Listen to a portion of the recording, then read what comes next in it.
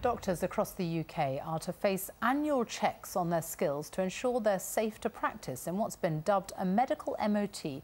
The scheme will start in December, with a decision taken every 5 years on whether they are fit to continue working.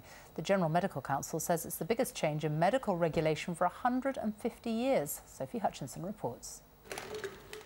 Every year, doctors in the UK treat tens of millions of patients, but there have been no mandatory checks on their skills or safety. From December, for the first time, regular checks will begin on all 220,000 doctors. They'll have annual appraisals, and every 5 years a review will decide whether they can keep practicing.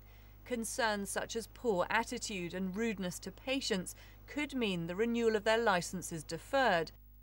But if serious issues about safety are picked up, it could mean they're struck off the medical register.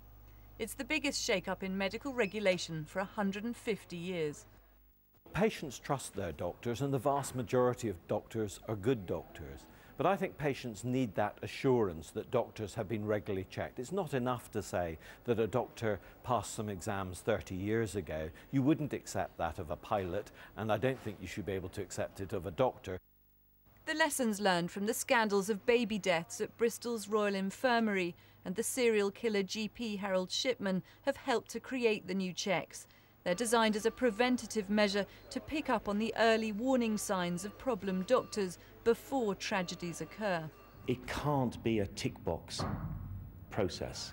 We have to have guarantees that information from complaints and litigation, for example, are used to assess the competency of doctors, and we'll be checking closely to see that action is taken in that small number of cases where doctors have fallen behind standards.